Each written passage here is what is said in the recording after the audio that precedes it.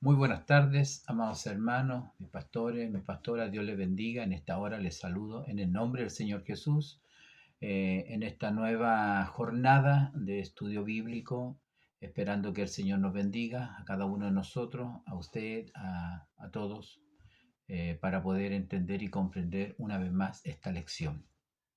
Bueno, antes de seguir adelante y después de haberles saludado y desear que todos estén bien, voy a orar al Señor para que Él me dirija en este nuevo estudio, un estudio muy interesante, muy importante, necesario también para la iglesia, para nuestro conocimiento. Oramos al Señor.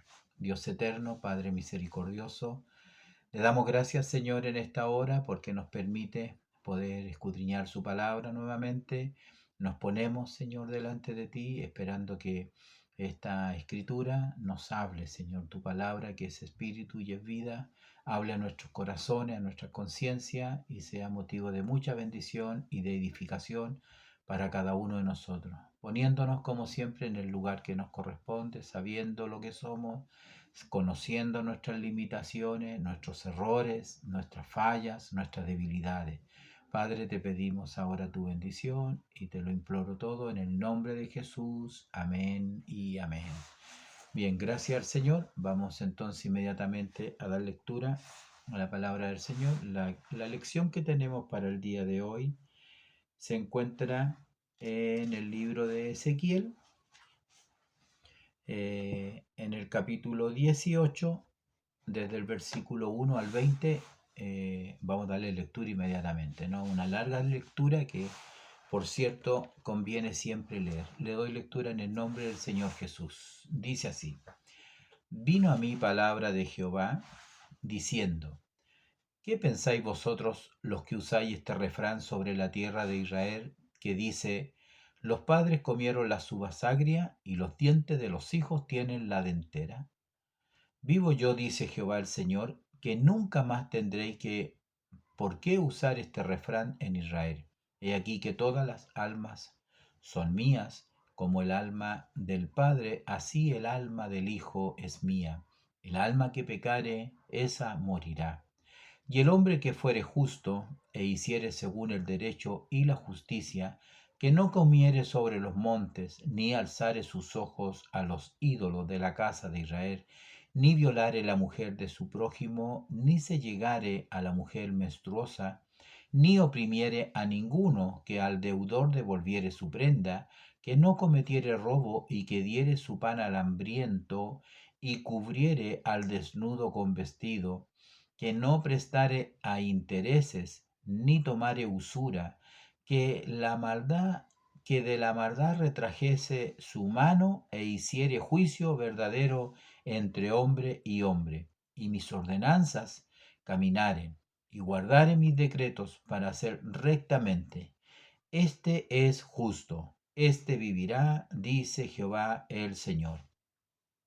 Mas si engendrare hijo ladrón, derramador de sangre, o que haga alguna cosa de estas, y que no haga las otras, sino que comiere sobre los montes, o violare la mujer de su prójimo, al pobre y menesteroso oprimiere, cometiere robos, no devolviere la prenda, o alzare sus ojos a los ídolos, e hiciere abominación, prestare a interés y tomare usura, ¿vivirá éste? No vivirá. Todas estas abominaciones hizo, de cierto morirá, su sangre será sobre él. Pero si éste engendrare hijo, el cual viere todos los pecados de su padre que su padre hizo, y viéndolos no hiciere según ellos, no comiere sobre los montes, ni alzare sus ojos a los ídolos de la casa de Israel, la mujer de su prójimo no violare, ni oprimiere a nadie, la prenda no retuviere, ni cometiere robos, al hambriento diere su pan, y cubriere con vestido al desnudo, apartare su mano del pobre, intereses y usuras no recibiere, guardare mis decretos y anduviere en mis ordenanzas, éste no morirá por la maldad de su padre, de cierto vivirá. Su padre, por cuanto hizo agravio, despojó violentamente al hermano, e hizo en medio de su pueblo lo que no es bueno, he aquí que él morirá por su maldad. Y si dijereis, ¿por qué el Hijo no llevará el pecado de su Padre? Porque el Hijo hizo según el derecho y la justicia, guardó todos mis estatutos y los cumplió, de cierto vivirá. El alma que pecare, esa morirá. El Hijo no llevará el pecado del Padre, ni el Padre llevará el pecado del Hijo. La justicia del justo será sobre él, y la impiedad del impío será sobre él. Amén. Qué interesante lectura, muy, muy aclaratoria en verdad. Bueno, la palabra del Señor es así, el Evangelio es así, el Evangelio no es algo complicado, no es algo difícil de entender, no es algo que se nos haya traído del otro lado del mar en un idioma que no entendamos. No, el Evangelio es práctico, el Evangelio nos dice lo que tenemos que hacer y solamente tenemos que hacerlo, nada más, no tiene ninguna otra complicación. Deje el hombre su mal camino y vuélvase a Jehová, el cual será amplio en perdonar. Bueno, tenemos este pasaje y tenemos este texto que está en el libro de Romanos, capítulo 6, versículo 23, que vamos a leer inmediatamente también para no saltarnos tampoco el texto de la lección. Y dice así: Romanos capítulo 6, versículo 23. Porque la paga del pecado es muerte, mas la dádiva de Dios es vida eterna en Cristo Jesús, Señor nuestro. Un texto muy conocido que nosotros usamos muchas veces en nuestras predicaciones en la calle. Bien, entonces como introducción tenemos que decir que en el capítulo 15 tenemos, porque terminamos en el capítulo 14. No es la idea volver a los capítulos o pasajes que tenemos más atrás. Porque si lo hacemos, no digo que esté mal, pero no vamos a tener el tiempo para ver la lección. Nos vamos a dedicar solamente a ver lo que no está considerado en el estudio, en el expositor, y vamos a quedarnos sin la lección. Pero vamos a hacer en unos minutos algún pequeño recuento, ¿no? El capítulo 15 habla acerca de la parábola de la vid, la parábola de la vid, que simboliza a la Israel, a la pecadora, así como la madera de la vid que todos nosotros conocemos, toda retorcida, no tiene figura, nos sirve para hacer un mueble. Nos sirve para, aquí dice, para hacer una estaca. ¿Tomará ella una estaca para colgar en ella alguna cosa? Es la pregunta que sale en el versículo 2. Obviamente que no. Sin embargo, así Dios mira a esta Jerusalén, a esta Judá, a este Israel, que lo único que sirve, dice, es como para el fuego, para quemarla. Mientras que en este capítulo 15, la vid es símbolo de juicio. En Juan capítulo 15, que es un comentario que quiero hacer, en Juan, curiosamente, el mismo capítulo, no el mismo capítulo, el mismo número de capítulo, en Juan capítulo 15, usted encuentra la parábola de la vida, de la vid, donde el Señor dice: yo soy la vid verdadera y mi Padre es el labrador.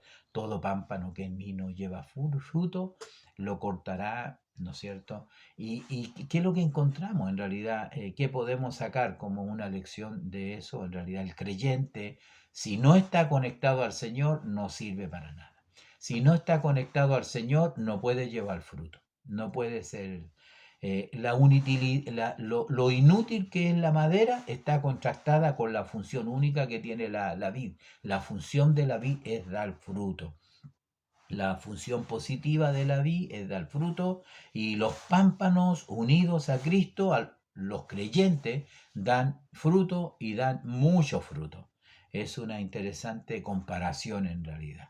En el capítulo 16 encontramos entonces la gracia de Dios para la infiel Jerusalén. Así el Señor le dice al profeta acerca de las abominaciones, y aquí hace una comparación también, ya no como la vid, sino como una mujer prostituta, una mujer ramera, una mujer que se echaba con todos los hombres que pasaban por su camino. El Señor en los primeros capítulos le muestra cómo él la recogió, cómo él la vio, cómo él la miró y la vistió de lino, la cubrió de seda, le dio un vestido de bordado, la calcé de tejón, la ungió con aceite, con aceite. Fuiste adornada de oro y plata y tu vestido era de lino fino, seda, bordado. Comiste flor de harina de trigo y miel y aceite y fuiste hermoseada en extremo, prosperaste hasta llegar a reinar, le está diciendo a Israel. Perfecta eras a causa de mi hermosura que yo puse sobre ti, dice Jehová el Señor. Pero, el versículo 15 del capítulo 16, confiaste en tu hermosura y te prostituiste a causa de tu renombre y derramaste tus fornicaciones a cuantos pasaron, suya eras. El lenguaje de ahí es un lenguaje muy fuerte. Hay que entender que es una simbología, es un tipo, es una manera que el Señor trata de darle a entender a este pueblo, porque en la escritura, obviamente que la prostitución, y en este caso la actividad de la ramera, ¿no es cierto? La prostitución, como dice aquí, te prostituiste, tiene que ver con la idolatría de Israel. Adoraban al Dios vivo, al Dios verdadero, y luego se cambiaron a los ídolos de Egipto, a los ídolos de Babilonia, a los ídolos de Canaán. Y eso Dios lo mira como una infidelidad, una infidelidad. Y bueno, usted puede leer allí, ¿no es cierto?, todo lo que hizo. Te edificaste en lugares altos y te hiciste altar en todas las plazas, en toda cabeza de camino, edificaste en lugar alto, hiciste abominaciones, tu hermosura, y te ofreciste a cuantos pasaban y multiplicaste tus fornicaciones, fornicaste con los hijos de Egipto, tus vecinos, etcétera. Y bueno, sería muy largo leer todo el capítulo 16 que tiene 62 versículos. En el 35, en el versículo 35, es decir, del versículo 1 al versículo 14, le dice el Señor quién eras, cómo te recogí, cómo tuve misericordia de ti. Del versículo 15 hasta el versículo 34, entonces le muestra a ella cómo se había prostituido. Y del versículo 35, básicamente hasta el final, hasta el 63, juicio para esta mujer. Por tanto, ramera, le dice el 35, oye palabra de Jehová. Así ha dicho el Jehová el Señor, por cuanto ha sido descubierta tus desnudeces, en tus fornicaciones y tu confusión ha sido manifiesta a tus enamorados y a los ídolos de tus abominaciones y en la sangre de tus hijos los cuales te diste. Por tanto, he aquí yo reuniré a todos tus enamorados los cuales tomaste placer. Los mismos enamorados, en este caso las mismas naciones, bueno, se alzaron contra Jerusalén y esa historia nosotros ya también la conocemos. Entonces, eso es lo que tenemos, es la gracia de Dios para la infiel pecado, la infiel Jerusalén. Lo encontramos al final casi de los versículos donde dice, sin embargo, antes yo tendré misericordia, ¿ya? De mi pacto que concerté contigo en los hijos de tu juventud, en los días de tu juventud, y estableceré contigo un pacto sempiterno. Esto es lo que dice al final del capítulo 16. Y te acordarás de tus caminos y te avergonzarás cuando reciba a tus hermanos, las mayores. Así, sino por mi pacto que yo confirmaré contigo y sabrás que yo soy Jehová. El versículo 63 del capítulo 16 dice, para que te acuerdes y te avergüences y nunca más abras la boca a causa de tu vergüenza. Cuando yo perdone todo lo que hiciste, dice Jehová el Señor. Cuando yo perdone todo lo que hiciste. ¿Qué es lo que vemos en ello? Vemos entonces la misericordia de Dios. La parábola de las dos águilas del capítulo 17 vuelve atrás un poquito a la historia de la rebelión que tuvo el rey Sedequías, el último rey de Judá, contra Nabucodonosor y cuáles fueron sus nefastos resultados. No lo vamos a leer. Vamos a ir al capítulo 18, entonces en esta hora, donde podemos ver en las Sagradas Escrituras, es decir, en la lectura que hemos leído, en la lectura que hemos leído y bajo este tema que tenemos, porque el tema que tenemos es como título, El alma que pecare, esa morirá. Y el subtítulo es La paga del pecado es muerte. Eh, a través de este pasaje del capítulo 18, el Señor, a través del profeta, trata de ilustrar, mostrar por qué Dios es un Dios justo. Ellos no creían que Dios era un Dios justo, ellos no aceptaban, ellos decían que los padres comieron las uvas, ¿ya? Tenían este refrán, dice, los padres comieron las uvas agrias y los dientes de los hijos tienen la dentera. Eso quiere decir, lo explica aquí, ¿no? Lo explica el expositor, dice, los padres comieron las uvas agrias y los dientes de los hijos tienen la dentera. Este era un refrán que se usaba en Israel y significa que los pecados de los padres caen sobre los hijos, es decir, estos últimos serán castigados por los pecados de sus padres. Entonces, vea usted cómo hasta dónde llegaba la iniquidad, el pecado, que casi no querían verlo y casi no lo veían. Entonces era como decir, nosotros vamos a sufrir, el juicio de Dios caerá sobre nosotros porque nuestros antepasados obraron mal, porque ellos fueron pecadores, ellos fueron malvados y nosotros vamos a recibir el castigo. Es comer los que comieron las uvas y la amargura la tenemos nosotros. ¿Ah? Lo ácido de las uvas agria, como lo muestra, ¿no es cierto?, Isaías en el capítulo 5, si no me equivoco, cuando dice que él preparó la tierra y plantó una vid de uvas buenas y resultó que eran uvas malas, agrias, tan malas que no se podían comer. Entonces, eso es lo que ellos decían. Acá en algunos versículos, ¿no es cierto? En el 29, me voy a adelantar, 18-29 dice, si aún dijere la casa de Israel, estos mismos que tenían este refrán, si aún dijere la casa de Israel, no es recto el camino del Señor. Aún así ellos pensaban que Dios era injusto, que Dios no era recto, que Dios no era un Dios justo, que ellos se sentían que Dios los estaba castigando con injusticia en realidad. Sin embargo, el Señor, ¿qué los dice en este mismo versículo? ¿No son rectos mis caminos, oh casa de Israel? ¿No son rectos acaso mis caminos, oh casa de Israel? Ciertamente vuestros caminos no son los rectos. Entonces establece y dice, no, yo no soy injusto, yo soy un Dios justo, son ustedes los injustos. Y entonces, ¿qué es lo que hace aquí? Él les muestra ahora, les pone tres ejemplos muy gráficos que tenemos acá en la lectura del capítulo 18, ¿ya? El capítulo 18. En este caso, él demuestra que el pecado de los padres caerá sobre los padres y el pecado de los hijos impíos caerá sobre los hijos impíos. Como digo, Dios no es un Dios justo, no un Dios injusto. ¿Qué es lo que lo dice? Lo primero que les aclara y que les dice el Señor y deja muy establecido, el alma que pecare, esa morirá. Es decir, la justicia de Dios aquí se demuestra donde el juicio individual cae sobre el pecado individual, el juicio individual de Dios, no en la familia por la culpa del padre que vaya a pagar toda la familia y vayan a pagar los hijos inocentes. Dios no es así.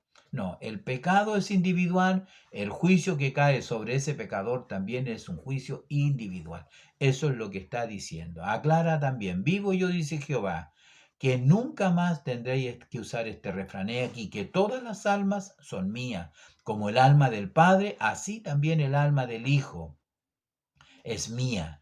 El alma que pecare, esa morirá. Y de esa manera comienza a hacer un ejemplo ahí ya, empieza a poner un ejemplo que nosotros vemos claramente en esta hora. Los ejemplos que presenta el Señor se refiere primero a un hombre, un hombre dice aquí, y el hombre que fuere justo, ¿ya? El hombre que fuere justo e hiciere según el derecho y la justicia. Entonces, al primero que establece es a un hombre justo. ¿Por qué es justo este hombre? Porque él no come sobre los montes, ni alza sus ojos sobre los ídolos de la casa de Israel. No es un hombre que sube a los montes. Lo habitual en Israel era que ellos subían a los montes y allí en las alturas, en los montes, ellos hacían los sacrificios, sacrificaban a los ídolos. De seguro había sacrificios animales y comían de lo sacrificado. En este caso, este hombre justo, él no hacía eso. Él no comía sobre los montes, lo que quiere decir el versículo 6. Y tampoco alzaba sus ojos a los ídolos de la casa de Israel, porque ya Israel estaba corrompido y tenían ídolos por todas partes. Aún estudiamos lecciones pasadas que Dios le muestra a Ezequiel, lo lleva en el espíritu, le muestra una visión, lo hace mirar lo que hacen los sacerdotes y los ancianos allí en el templo, dentro del templo, cómo adoraban a los ídolos, ¿ya? Este hombre también, que no solamente era un hombre que se apartaba de la idolatría, sino que tampoco, dice, no violaba a la mujer de su prójimo, ni se llega a mujer menstruosa. Bueno, eso es una ley levítica. No la vamos a revisar, pero usted puede darse el trabajo de buscarla. ¿No es cierto? En Levítico aparecen todas esas regulaciones en todo el campo sexual, podríamos decir así, la emisión de semen, la emisión de fluidos, ¿no? En el caso de la mujer es la menstruación, como dice acá. Ni oprimiere a ninguno, que al deudor devolviere su prenda. Bueno, voy a hacer un paréntesis. Ese tema no lo vamos a tocar porque viene en el próximo expositor bíblico. El próximo expositor bíblico hablará de Levítico. Entonces vamos a tener que ver todos esos temas, ¿ya? Dice aquí, y este hombre que no comiere ya sobre los montes, ni oprimiere a ninguno, que al deudor devolviere su prenda. Por eso quizá en el Evangelio el Señor Jesús enseñó que si alguien te pide la capa, dásela, regálela. Si te pide andar con él una milla, ve con él dos, porque el Evangelio es así. Ese es el espíritu de la ley. Por eso aquí está diciendo de este hombre que no oprime al deudor. Es más, habían leyes en que el deudor cada cierto tiempo su deuda quedaba saldada, ¿ya? Que devolviere su prenda, que al deudor devolviere su prenda, y que no cometiere robo. No robarás, no hurtarás, decía la ley de Moisés, ¿no? También dice, y que diere de su pan al hambriento, y cubriere al desnudo con vestido, que no prestare a interés, ni tomare usura, porque para ello estaba prohibido hacerlo con sus hermanos. Estaba permitido cobrar cierto tipo de interés, pero no con usura, y mucho menos, ¿no es cierto?, lo podía hacer con el extranjero, pero no con sus hermanos. Entonces, este hombre que se manejaba en la justicia de Dios, hacía justicia, juicio verdadero entre hombre y hombre. No había excepción de persona para él. Y en mis ordenanzas caminar y guardar en mi decreto para hacer rectamente, este dice el Señor, este es un hombre justo. Este vivirá, dice el Señor. Ahí encontramos el primer ejemplo de este capítulo. Un hombre justo. Y ya ve usted, podemos irnos mirando y comparando también, ¿no?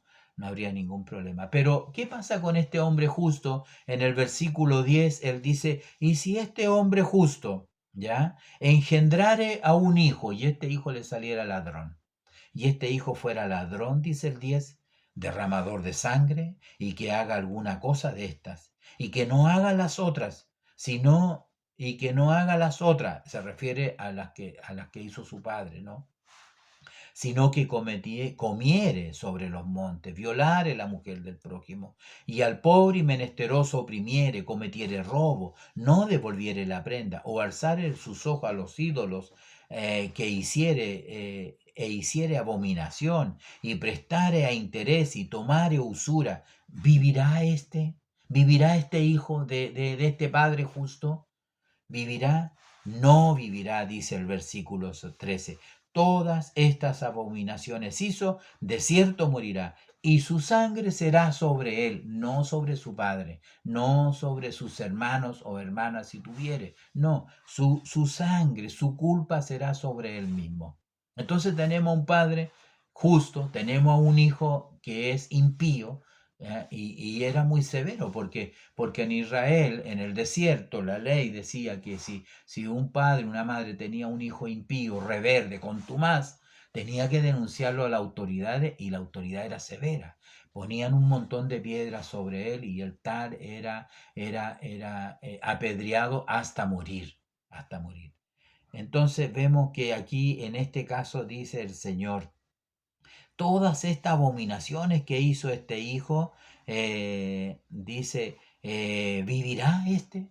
Y la escritura dice, y la palabra del Señor dice, no, no va a vivir. No, él va a morir, él va a perecer.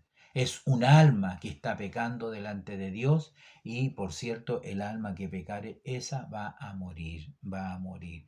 ¿Vivirá? Obviamente que no. De cierto morirá y su sangre será sobre él. El único responsable es el pecador. El pecador. El pecador no le puede echar la culpa a nadie, absolutamente a nadie. Usted no le puede echar la culpa. La infidelidad nuestra no depende de los demás, depende de nosotros mismos. Hoy en día estamos en un tiempo en la iglesia en que por cualquier cosa se le echa la culpa al líder, al que está al frente. No, es el corazón corrompido, el corazón que es inclinado al mal, el corazón que es altivo, el corazón que es orgulloso, el corazón que no es humilde. A alguien tiene que echarle la culpa. Pero aquí la palabra dice que el alma que pecare, esa es la que va a morir. No podemos echarle la culpa a nadie, ¿no? Ahora, en el 13 y el 14 encontramos, en el 14 el tercer ejemplo, ya tenemos un padre, tenemos un hijo, veamos al nieto, veamos al nieto. O sea, aquí hay tres generaciones. Entonces, una generación no le puede echar la culpa a la generación anterior. Ellos no podían decir, nuestros padres comieron las uvas y nosotros los hijos llevamos la culpa. Ellos no podían decir eso. Dice la escritura en el 14, pero si éste engendrare hijo, se refiere al hijo del Padre justo. Entonces yo entiendo que es el nieto, ¿no? Y si éste engendrare hijo, el cual viere todos los pecados que su padre hizo, y viéndolos, no hiciere según ellos. Eso me encanta, ¿no? El hijo no hace como el padre. Si bien es cierto, hay genes que se transmiten de generación en generación, de padres a hijos. Uno conoce, ¿no es cierto?, a los hijos, los conoce porque tiene rasgos, tiene características muy parecidas a sus progenitores, a los padres. Pero estamos hablando del pecado, del alma pecadora, ¿no? Dice, pero si éste engendrare hijo, el cual viere todos los pecados que su padre hizo, y viéndolos no hiciere según ellos, no comiere sobre los montes, ni alzare sus ojos a los ídolos de la casa de Israel, la mujer de su prójimo no violare, ni oprimiere a nadie, la prenda no retuviere, ni cometiere robos, al hambriento diere de su pan y cubriere con vestido al desnudo, apartare su mano del pobre, interés y usura no recibiere, guardare mis decretos y anduviere en mis ordenanzas, este no morirá por la maldad de su padre, ciertamente dice de cierto él vivirá, no va a morir porque su padre fue un pecador, un alma pecadora. Hizo como su abuelito, digamos así, ¿no? Entonces aquí dice claramente, su padre, por cuanto hizo agravio, despojó violentamente al hermano e hizo en medio de su pueblo lo que no es bueno, he aquí que él morirá por su maldad. Y aclara, aquí el padre va a morir por su maldad, y si dijere, y si alguien pregunta, ¿por qué el hijo no llevará el pecado de su padre? Porque el hijo hizo según el derecho y la justicia, guardó todos mis estatutos y los cumplió, de cierto vivirá. Y remata el 20, el alma que pecare, esa morirá. El hijo no llevará el pecado del padre, ni el padre llevará el pecado del hijo. La justicia del justo será sobre él, y la impiedad del impío será sobre él. Es un tema muy claro, no hay cómo perderse. ¿Qué podemos sacar como lecciones bonitas aprendidas de esto? Que los padres tienen que enseñar a sus hijos a vivir en el temor del Señor. Que los hijos que tienen padres malos, impíos, que no conocen al Señor, aunque quizás estén en la iglesia, no imiten sus malas obras, no hagan conforme su Padre. No, porque cada uno va a dar cuenta de sí, cada uno es responsable de lo que hace. ¿Ah? No importa que sea su padre, él no les puede obligar, no importa que sea la madre, no les puede vivir una vida de impiedad. Hoy podemos hacerlo perfectamente en realidad y apartarnos para Dios en justicia y en verdad. Antiguamente, décadas atrás, muchas décadas atrás, los hijos que conocieron el Evangelio de padres que tenían otra fe, eran desheredados, eran marginados. No, los padres, muchos padres le decían a sus hijos: prefiero verte borracho, drogadicto, perdido en el mundo que ser un canuto. Así le decían hace 30, 40, 50 años atrás. Pero aquí usted puede ver en realidad, se corta, ¿no es cierto?, esa vida sin conocimiento de Dios, y luego ese hijo podría tener una familia feliz, hijos cristianos que también caminen en los caminos del Señor. Instruye al niño en su carrera, enséñale que cuando fuere viejo no se va a apartar. La mayor bendición que pueden tener los padres cristianos hoy en día, los que peinamos cana, los que quizás no tienen muchas canas, pero también se ha caído su cabello, y los que ya están sobre los 50 o 60 años, la mayor bendición es tener hijos, tener nueras cristianas, tener nietos que van a la iglesia, que cantan al Señor. Es una muy tremenda bendición que Dios nos da. Entonces, el tema es importante, está muy claro en realidad para la lección que el Señor nos da ahora, ¿no? Entonces ahí tenemos al Padre, al Hijo, al Nieto, que realmente viven de esa manera, y que la justicia de Dios está totalmente clara aquí. Por eso que en estos versículos que tenemos este tema que me parece que es importante, ya en estos ejemplos que el Señor nos da, nos da.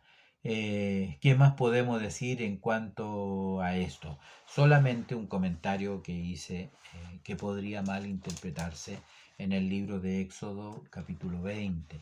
Todos debemos saber que Éxodo capítulo 20 habla de los mandamientos.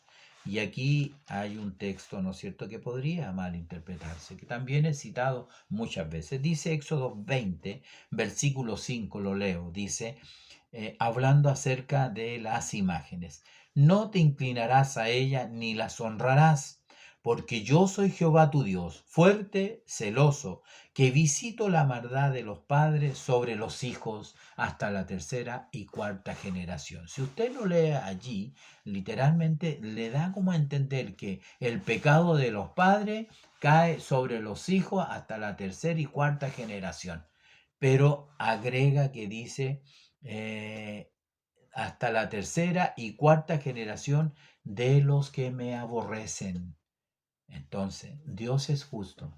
Dios no va a castigar a la tercera ni cuarta generación de una generación mala, si esos hijos se convierten y esos hijos buscan a Dios, como en el caso que vimos acá de este hijo, o de este nieto, mejor dicho, ¿no? O de este hijo también que tenía, que no hizo como su padre, no hizo. Aquí dice, el Señor visita la maldad de los padres sobre los hijos hasta la tercera y cuarta generación de los que me aborrecen. Y muchas veces nosotros encontramos en la escritura, uno parece que Dios fuera cruel. ¿Sabe? Dios se complace en tener misericordia. Él no, él se duele del castigo. A Él no le complace el juicio, y menos de las criaturas que Él hizo. Entonces, ¿qué sucede? Que muchas veces nosotros vemos que hubieron reyes malos, generaciones malas, y precisamente el Señor a veces usó a Israel para hacer juicio. A los amalecitas, por ejemplo, y no tenía que dejar ninguno vivo, ni padre, ni abuelo, ni abuela, ni hijo, ni hija, ni mamantes, ni niños, ni nada. En otras ocasiones la tierra se abría, y aún los pequeños de brazos caían en el juicio de Dios. La pregunta, ¿esos niños se pierden? No se pierden. Esos niños no se pierden. ¿Por qué Dios corta a los hijos? Porque muchas veces estos niños Si quedaran estos niños van a seguir muchas veces algunos con el pecado de sus padres, con el pecado de sus progenitores. No van a tener como decir, un encuentro con el Señor. Y muchas veces entonces Dios raía y cortaba. Y así esas generaciones no estaban expuestas a vivir una vida, como dice aquí, de aborrecer a Dios, de aborrecer al Señor. Ahora, ¿por qué los hijos siguen el paso de sus padres en muchas ocasiones? No solamente porque, como alguien consultó en el estudio, por una maldición generacional, sino yo pienso porque ven el obrar de sus padres, porque para todos los hijos, no hay hijos, los hijos adoran a sus padres, los hijos quieren ser como el papá, los hijos ven a su papá como el modelo ideal, y si los padres son malos, perversos, se embriagan, y hacen mil cosas malas como esta lista, los hijos que ven eso también van a seguir el mismo camino. Entonces yo más bien veo en esto que hay como consecuencia de nuestro actuar. Si los padres tienen una vida licenciosa, una vida pecaminosa, la consecuencia es que sus hijos van a seguir sus mismos pasos. Y allí va a ser una generación que va a seguir a la otra generación, y obviamente el castigo de Dios no se va a dejar esperar. ¿Qué es lo que dice el versículo más abajo? ¿No? El texto dice que Él hace misericordia. Él ciertamente visita la maldad de los padres sobre los hijos hasta la tercera y cuarta generación de los que me aborrecen, y hago misericordia a millares, a los que me aman y guardan mis mandamientos. A millares es decir lo mismo, generación tras generación, pero a los que me aman. La diferencia en estos versículos está: los que aborrecen a Dios y los que aman a Dios, ¿ya? No importa en la familia que haya nacido, no importa en la familia que haya nacido.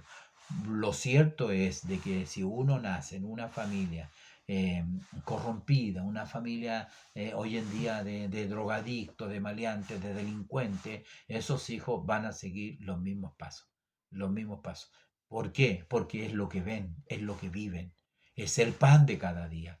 Entonces, si en una familia, en un hogar, hay amor, hay paz, hay una bendición allí, esos hijos se crían en un ambiente cristiano, en una burbuja, si usted quiere decirlo, comparado con lo malo que hay en este mundo, pero usted va a asegurar, siempre aconsejo a los padres: lleven a sus hijos a la iglesia, vayan ellos.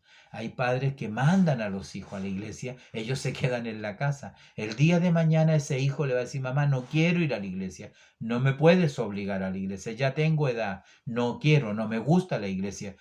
Obviamente, ¿por qué no le gusta si ni siquiera el papá ni la mamá van? Entonces, ¿cómo van a llevar? Cuando sus padres quieran llevar a los hijos a la iglesia, los hijos no van a querer ir a la iglesia. ¿Por qué? Porque los padres no van a la iglesia, no están en los medios de gracia. Entonces, es sumamente interesante en cuanto a lo que el Señor nos habla en esta palabra que Dios nos da. Entonces, aquí vemos que queda establecida que la justicia de Dios, hay un juicio individual por el pecado individual. ¿Ya? Y ya vemos que no hay ninguna duda en esto. Y realmente lo vimos en el capítulo 14, algo que no vimos en la lección, nos mostraba que si hubiere hambre, pestilencia, espada sobre la tierra, juicio sobre la tierra, pero hubieron estos tres hombres. En el capítulo 14 usted tiene que haberlo leído: Noé, ¿no es cierto? Job, Daniel.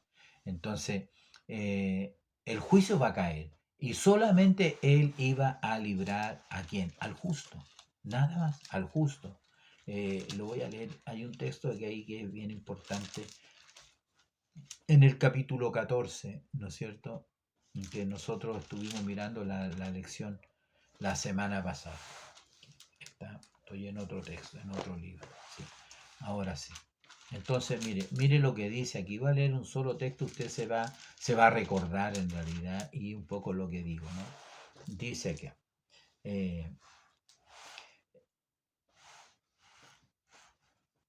dice: Y si yo trajere espada sobre la tierra y dijere, espada, pasa por la tierra e hiciere cortar de ella a hombres y bestias, y estos tres varones, que ya los mencioné anteriormente, estuvieren en medio de ella, que valga la redundancia, eran varones justos, ¿ya? En medio de una generación perversa, mala y corrompida. Y estos tres varones estuvieran en medio de ella, vivo yo, dice Jehová el Señor, no libraría a sus hijos, ni a sus hijas, ellos solo serían librados. Aquí va al tema. Aquí es el mismo caso, ¿no?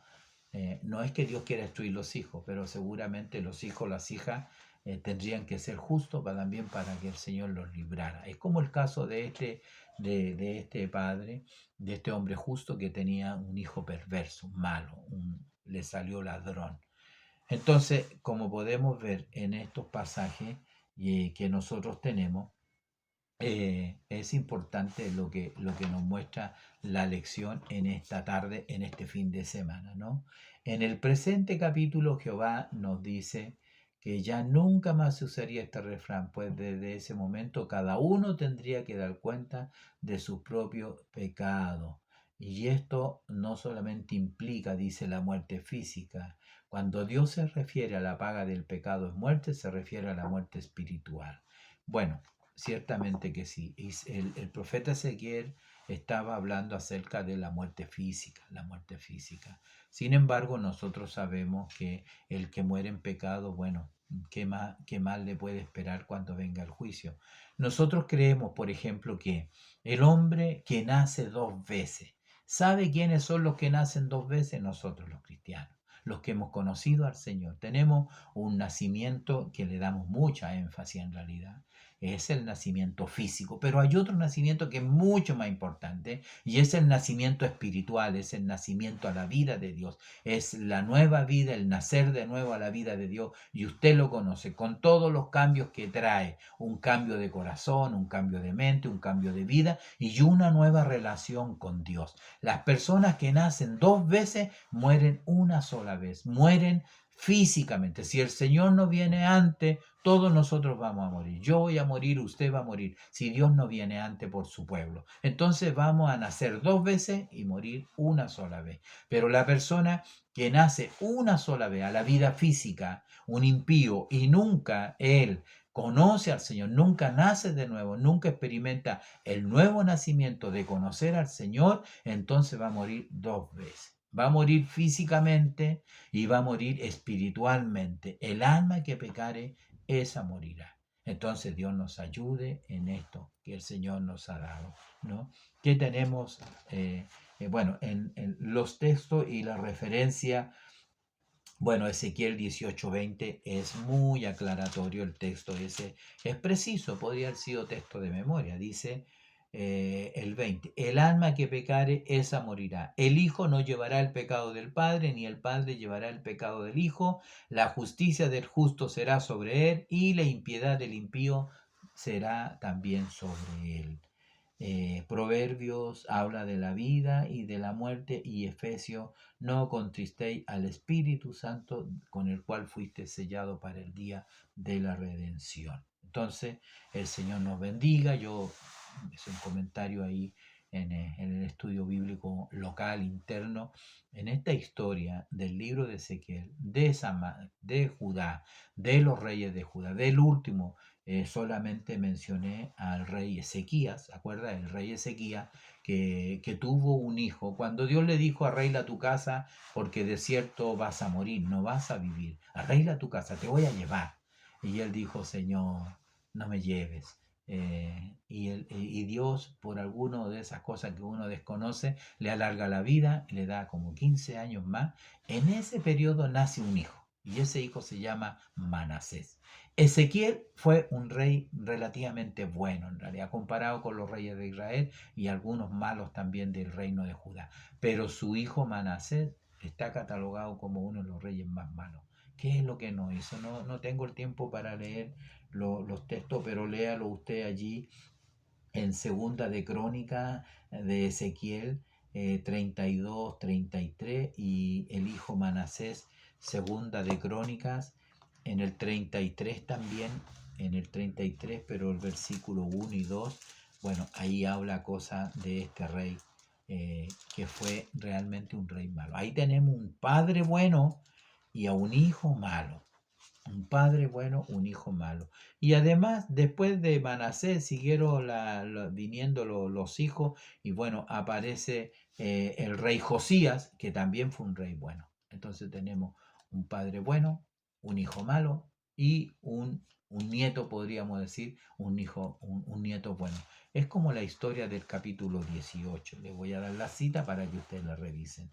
El padre Ezequías, segunda de Crónicas 32-33, cuando él fallece, y es, y es sepultado en los sepulcros más, lo más extraordinario, el mayor reconocimiento que el pueblo tiene para este rey Ezequías es enterrado en Jerusalén. El hijo Manasés, si no me equivoco, lo enterraron en el patio de su casa, lo enterraron. Y bueno, y Josías fue, ¿no es cierto?, un rey que trajo un avivamiento al pueblo de Israel, descubrió la ley y hubo un pequeño avivamiento, pero no alcanzó, porque después vinieron estos últimos 3, 4 reyes, terminando con Sedequía, y ahí terminó la historia del reinado del pueblo de Judá, con la destrucción del templo de Jerusalén, los cautivos yendo a Babilonia y todo lo que usted conoce, que hemos estudiado en estos estudios bíblicos. Entonces, Dios nos ayude. La segunda parte, en los minutos que nos quedan, bueno, el título lo dice todo. ¿Qué es lo que quiere el Señor finalmente? Convertíos, pues, y viviréis, convertidos, pues. Y también tenemos algunos versículos interesantes, ¿no?, que aparecen en esta. En el versículo que tenemos más adelante, hay una pregunta interesante. En el 23 dice, ¿quiero la muerte del impío, dice Jehová el Señor? Es una pregunta. Otra pregunta, ¿no vivirá si se apartare de sus caminos? ¿Cómo podríamos responder a estas dos preguntas? ¿Quiero yo la muerte del impío, dice el Señor?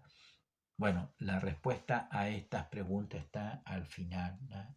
El 32 dice, porque no quiero la muerte del que muere, dice Jehová el Señor. Convertíos pues y viviréis. Y de allí tomamos este texto para ponerlo como título, como subtítulo en la segunda parte. Pero de eso se trata, de que el Señor no quiere la muerte del pecador. Él no quiere.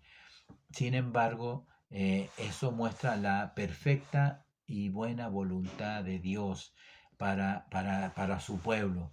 Como digo, la respuesta está al final de este capítulo 18, en el versículo 32, que no está en la lectura bíblica, pero ahí dice claramente que Él no quiere la muerte del impío.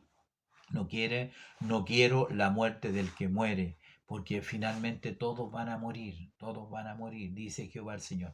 Nosotros, si el Señor viene y estamos vivos, seremos transformados, pero de no ser así, todos vamos a morir.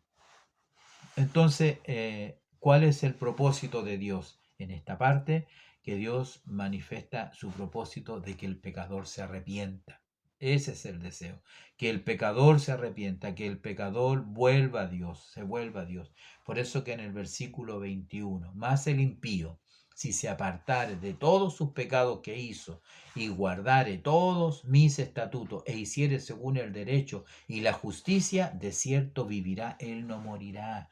Ese es el plan y propósito de Dios, que el impío que ha vivido una vida lejos de Dios, se apartare, reconociere, se arrepintiere, se convierta, ciertamente iba a vivir, no iba a morir por su pecado.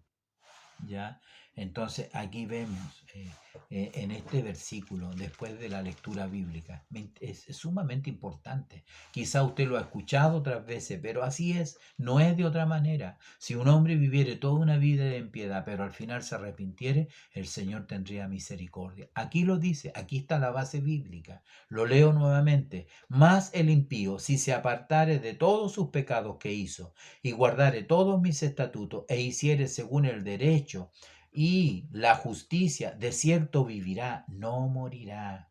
Y agrega, todas las transgresiones que cometió no le serán contadas, en su justicia que hizo, vivirá. ¿Qué justicia? El haber confiado en la justicia de Jesús por su fe en Él como el Salvador de su alma.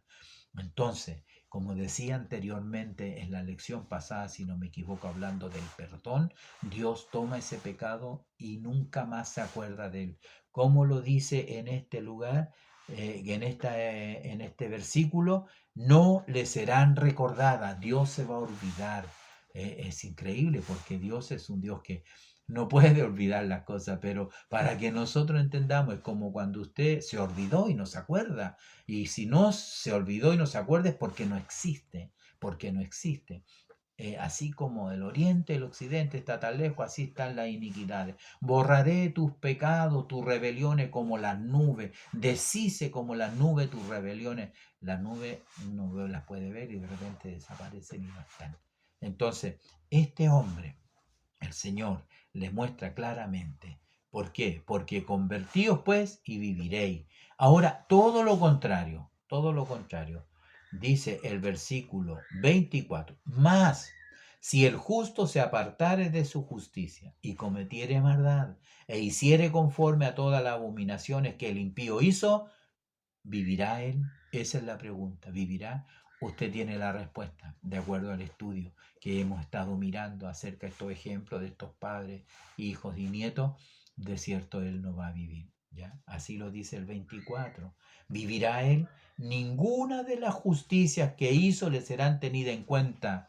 Sabemos que no podemos vivir de recuerdo. A muchos escuchamos eso. No, vivir no, pero recordar, ¿no es cierto?, nuestra justicia y la gloria, las cosas hermosas que hemos vivido en el Señor, a veces nos hacen muy bien, pero no nos van a justificar, no nos van a defender, no, como dice este texto.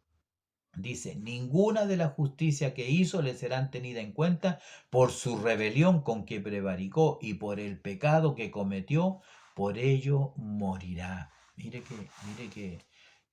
Qué aclaratorio y qué terrible en todo caso para un hombre que ha conocido al Señor, pero de qué le sirvió su vida. Cuando quería hacerlas todas, cuando quería ir a la China si el Señor lo mandaba. Pero esto, como yo digo muchas veces, no es una carrera de los 100 metros planos. Yo he conocido hombres que daba gusto escucharlo en realidad. Ese fuego, esa pasión, esa cosa. Pero después sus ejemplos en realidad dejaron mucho que desear como hombres de Dios. ¿Por qué? Porque no son 100 metros planos. La carrera del cristiano no son 100 metros planos. Más se parecen a una maratón larga, muchos kilómetros, muchas horas quizás corriendo. Los 100 metros planos no alcanza a ser un minuto, la gente corre, ¿no es cierto? Y termina la carrera. No, aquí la carrera continúa. Entonces es muy importante el libro, lo que el Señor nos muestra en este estudio bíblico que el Señor nos ha dado, en que nosotros podemos mirar y ver cuál es la perfecta voluntad de Dios, cómo Dios nos muestra su plan y propósito. En el libro de Joel, en el capítulo 2 y en el versículo 13, le voy a leer.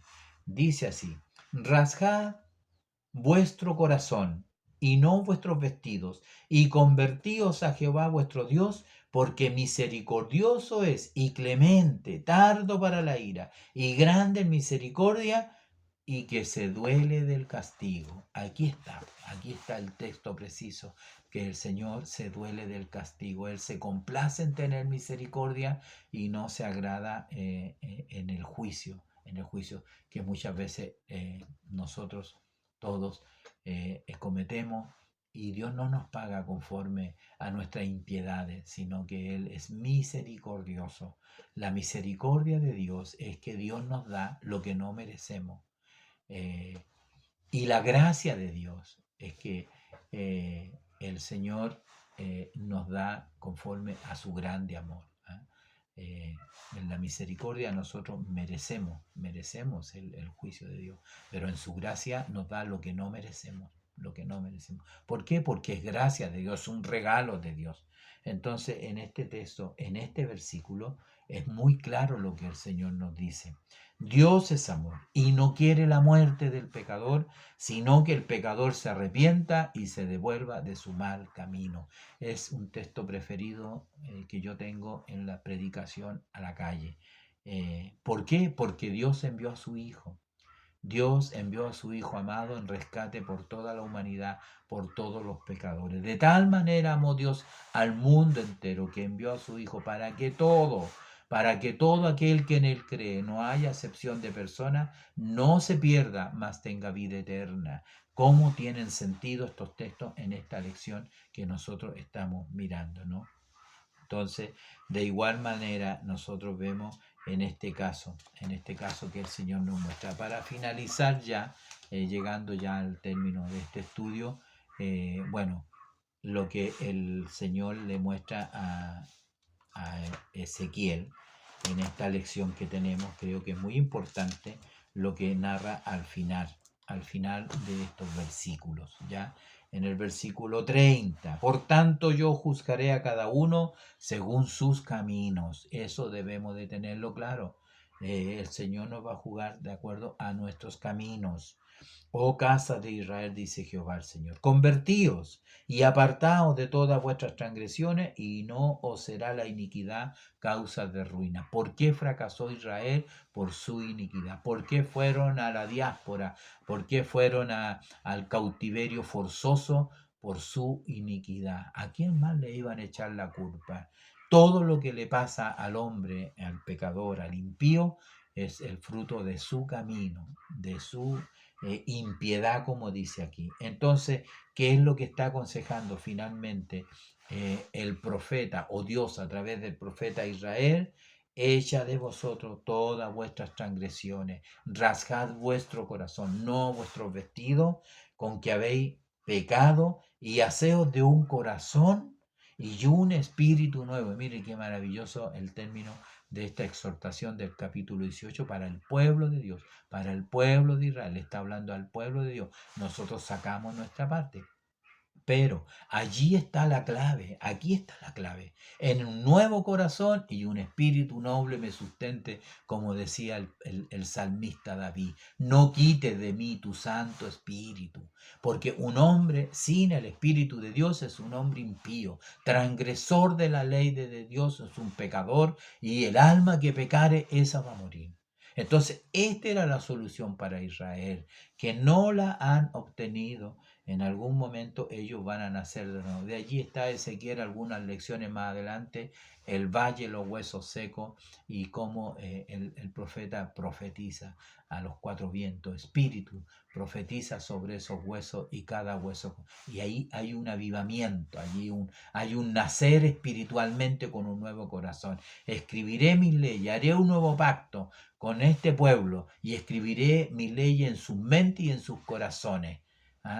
Nosotros sabemos, está en el libro de Ezequiel, es una promesa para el pueblo de Israel. Nosotros lo conocemos perfectamente porque nosotros estamos en el nuevo pacto, y en el nuevo pacto se entra con un nuevo corazón y un espíritu que nos guía a toda verdad y a toda justicia. Entonces, por eso es importante esta lección maravillosa que Dios nos da, ¿no? Juan 3:16, en la referencia que tenemos, no se la voy a decir porque usted conoce. Todo cristiano debe saber qué cita es Juan 3:16. Porque de tal manera amó Dios al mundo. Y primera de Juan, versículo 9 al 16, que si confesamos nuestros pecados, Él es fiel y justo para perdonar nuestros pecados y limpiarnos de toda maldad.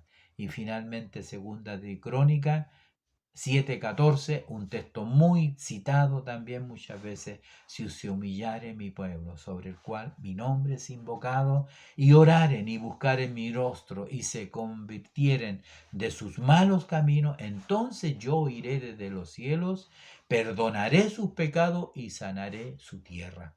Vemos en esto que hay una condición para que el hombre no muera por su pecado, para que el hombre no muera por su iniquidad.